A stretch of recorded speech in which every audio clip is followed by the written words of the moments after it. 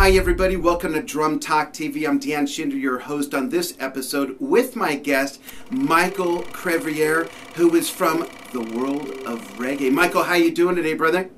I'm doing good, Dan, the man with the master plan that says, yes, I can. Absolutely, and we all can. We all can learn from each other here on Drum Talk TV when we all share each other's experiences based on our unique perspectives that we've gained from those experiences. And you certainly have a great one to share today. First, I want to explain to the audience, I'm real excited to have you on. You're our first reggae drummer to have on, our first reggae artist. I know you play many other styles, Michael, but I think the audience will really benefit from hearing the story of how you got the gig as the drummer for Grammy Award-Winning artist, Burning Spear. This episode, really, the moral of this story is going to be all about preparedness. And of course, we'll touch a little bit on reggae drumming itself. So, Michael, the platform's all yours. Tell the audience how you got this great gig. It's one thing to be in the position to get offered and get the audition, Michael, but explain what it was that gave you the tools in the toolbox to nail it and seal the deal. 2008. This all started with one phone call, actually. I was sitting in my apartment and, just doing what I normally do and practice or whatever. And out of the blue, I get a phone call from the keyboard player who I already knew, asking me if I was free for the weekend. And I asked him, well, what did it involve? And he said, well, I just need to know because it's going to be with an artist. And I said, okay. I said, I can make way for that. And he says, okay. He says, you sure? I says, yeah. So he says, I'll call you back in 20 minutes. He calls me back in 20 minutes. And he says, okay, here's the deal. This is with Burning Spear. And the gig is tomorrow. And you have a flight ticket right now that you need to be in the airport in 3 hours. I'm like, what? So I'm sorry. So anyways,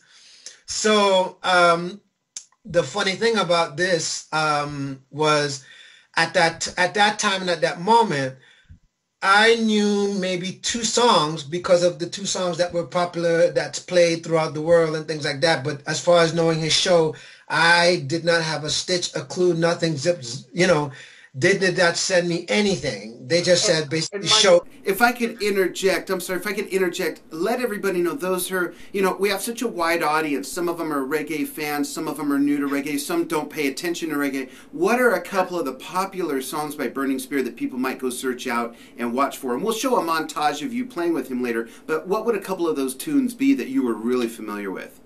Okay, well, he started out with a song called Door Peep. There was a song called Slavery Days, in which he's very well known for. There's a movie called Rockers that came out in the 70s, and it starred this great drummer named Horsemouth Wallace. All these great reggae artists that were on this movie. It's a great movie, and I recommend everybody go check it out. But he did play a part in the movie, so that's the reference from that. And then, of course, one of his biggest hits was Marcus Garvey. Okay, yeah. So those three songs you can check out as far as what people basically know him for. There's a couple of others that some know and some don't know, but those are the main three. Right. So you get this call, you find yourself on your way to play with Burning Spear. I'm presuming, to audition for him. What happened next? After you changed your underwear, you packed, got on the plane, then what happened? Well, it was quite an adventure, actually, because by the time I got to the first gig was in Aspen, Colorado. Okay.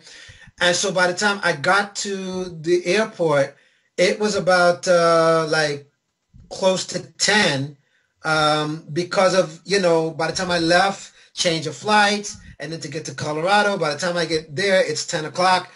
And, you know, there was a mix-up with the transportation, so it took them about another 30 minutes to figure out where we were, whatever. Okay, they came in and picked us up. We had to drive another 3 hours out of the way to get to Aspen, Colorado. And so I got there like about 1 something in the morning, got up next morning, and I was handed 2 CDs of 30 songs, which I had to cram in 3 hours by sound check. No big deal, right? Well, no big deal, but at the same time, I want to say this to your audience and drummers and anybody alike who's listening, and this is where preparedness definitely comes into play, and also learning your craft comes into play in terms of being prepared, especially for when you have times like these where it can make a difference, where you crash on the gig or you stay on the gig. Okay. Right. Now, again, so I went to my room and I had to cram 30 songs in less than 3 hours before getting to that sound check. So luckily for me now, I'm sorry. Did you audition, or did they just say you got to get here and do it? I had to get there and play the gig. So your audition was a real gig, basically, whether or not you were going to stay on board. Okay, go on from there. I just want to make sure everyone understands in context. Okay, so you're cramming for these 3 hours. Right. Well, let me back something up because actually this wasn't even an audition. I was only supposed to fill in for 2 days because the original drummer at that point was my friend Howard Smith, who at that point landed the gig with Wyclef Jean. Okay? So I was only supposed to fill in for 2 days, right? Well, anyways, so as I was saying, to fast forward now, so luckily what saved me was learning how to read. Okay?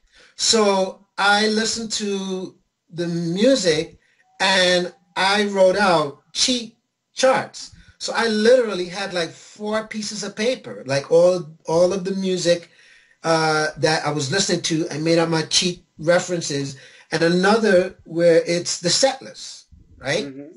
So like I said, I had 4 pieces of paper on the ground.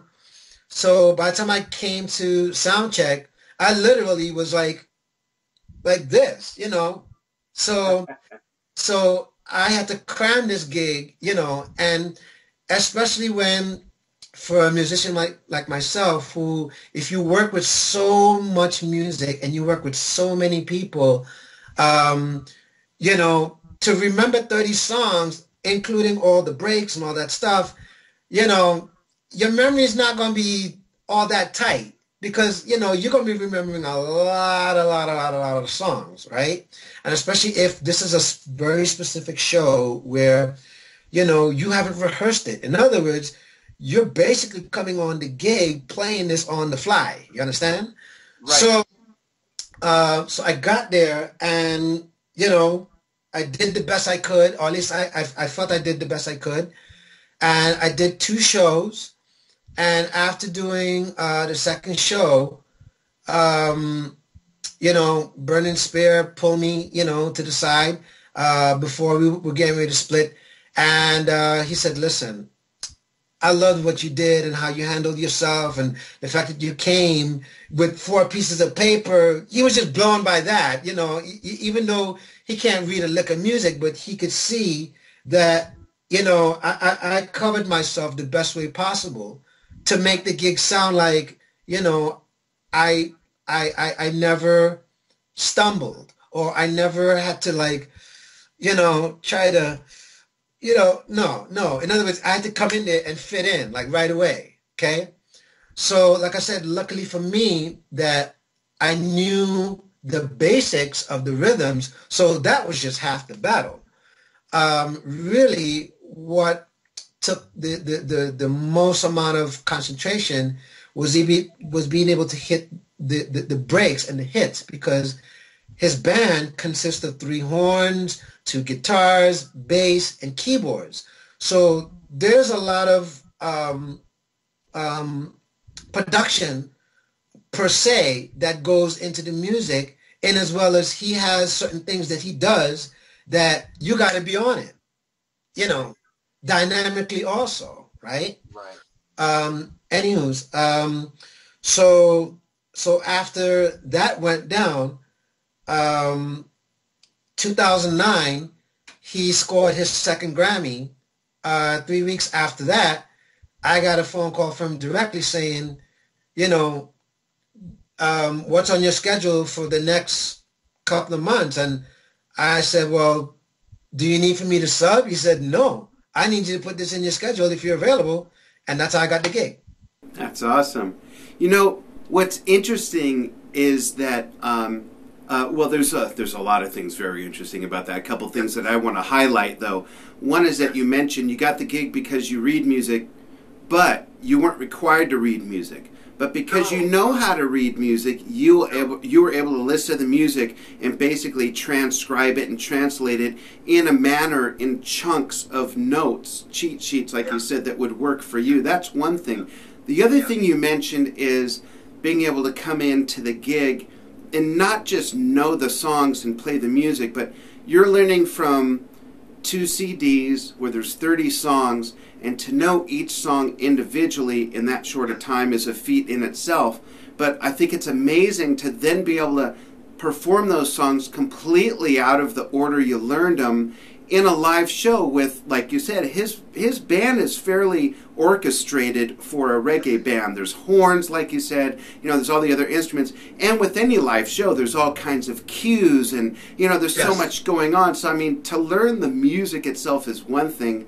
To be able to fit in and pull the live gig off is another thing. So that's really a great story. And the other thing about Burning Spear is that he is a tremendously talented hand drum player as well, isn't he? Yes. Oh my God. I mean, he breaks that out on stage and just tears it up, gets down. Yes. Yes, it is. Yeah. So let me ask you some musical questions about drumming and reggae, Michael. To sort of spread the love of that style and culture amongst our audience. Yes. What would you say are some of the most foundational fundamentals of drumming to reggae music? And I mean, like, in the sense of, if you listen to reggae next to a typical 4/4 rock and roll song versus a ballad or versus a musical, it certainly has its own flavor, and a lot of that is mathematics, isn't it? The dragging triplets and things like that. Like, what would you say are some of the foundational fundamentals that define reggae drumming as reggae drumming? A lot of that is what we would say in the islands. It's a bouncy feel, okay? And let me demonstrate what I'm talking about here. I just happen to have the practice pads here, so I'm just going to play you exactly what I'm talking about, right? Okay, first of all, I would just like to give a big shout out to my company. I'm endorsed with Vader Sticks. They're the best. Anyways, just want to give that quick shout out. And to Chad Bradolini, he is the best. Trust me, people. Trust me, okay? Go to Vader.com, get all your sticks, your brushes, and anything that they sell. Get it. Just get it. Anyways, all right. So, the foundation for reggae drumming, okay, is listening to is kind of having that eighth note feel, right? And what that consists of is, for example, let's take what we call a one drop, right? So in other words, a one drop means the side stick and the bass drum falls on the same one drop, right? So in musical terms, let's say we count it off like this. Everything is going to fall on 2 and 4, right?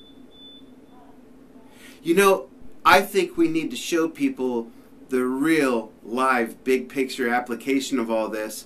Let's drop in a montage of you performing live with Burning Spear. Here's Michael Crevier with Burning Spear all over the world. Check this out. Get your dance on. You hear that creeping up? You hear that music creeping up, Michael? Okay, I can't dance. Just check out this video.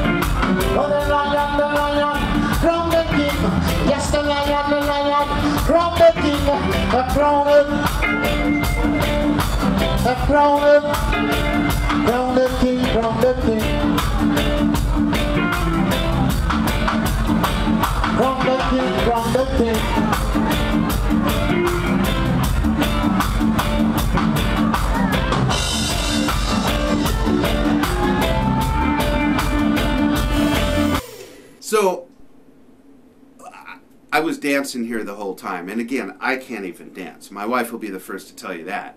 But drummers, all drummers can provide the beat, certainly. And the beat that you have going on there, the different tempos, the different feels, there's definitely something absolutely different about reggae. You know, it's just, I think that it's a really good tool to have in your toolbox. I mean, there's progressive rock bands, there's heavy metal bands that throw elements of reggae into a chorus or into a bridge of a song, you know, things like that. I mean, Rush is a perfect example. You know, if you listen to the Signals album from the 80s and even much more recent than that, Neil Peart absolutely throws in elements of reggae to several different songs, you know.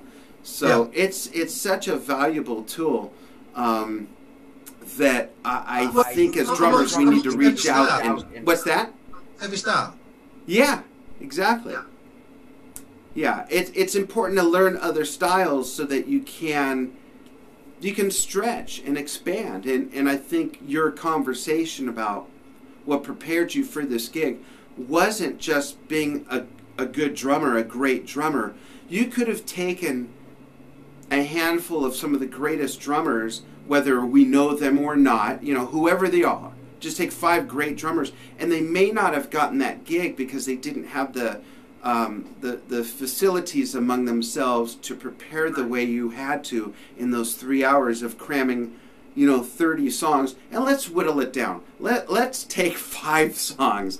I mean, to take even 5 songs and learn in 3 hours that you weren't familiar with, never even really heard before, and be able to then walk on stage and articulate them in the context of a show, you know, that's huge. And by knowing how to read music, you were able to translate your own cheat sheets and have something to follow that gave you context and gave you reference to all those different parts. It's really cool. It's a great lesson.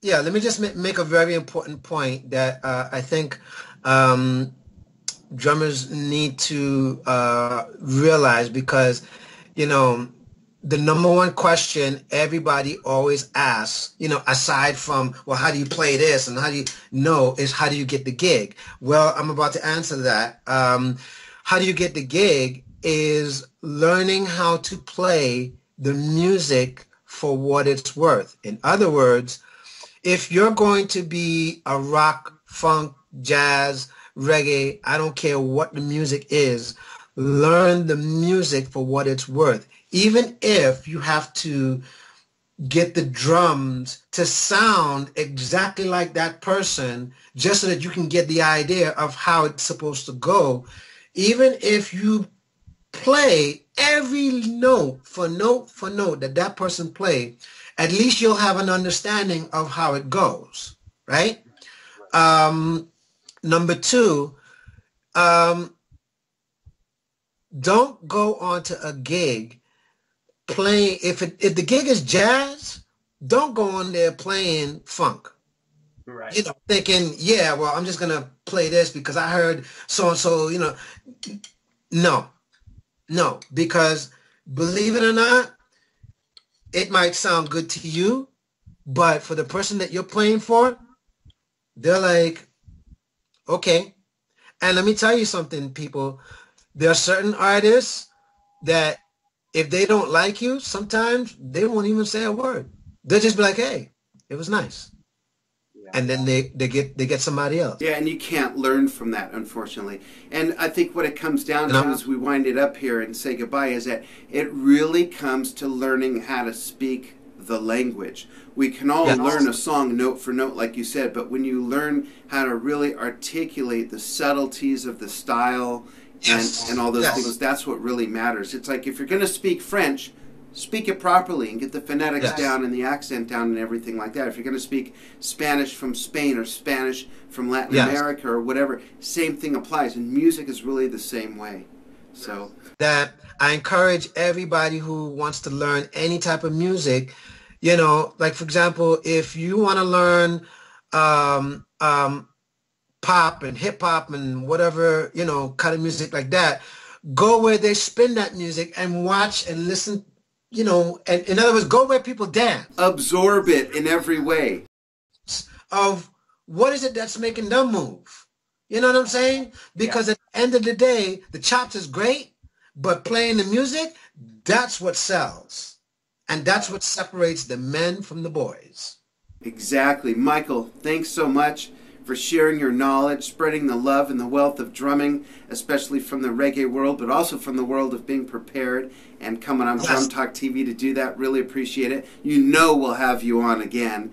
You know, you're part of the family here at Drum Talk TV. Yes, thank you. Thank you, Dan. Oh, you're welcome. And if you want to follow Michael, which I don't know why you wouldn't, learn more. All his information is magically on the screen right there. Go ahead and tap into what Michael's doing. Keep up to date with him and Burning Spear and all the other lessons that Michael has to offer and other performances and recordings. And thank you so much for joining us here on Drum Talk TV. I'm Dan Schinder with Michael Crevier saying goodbye and thanks for joining. Stick with it. We'll see you again. I love people.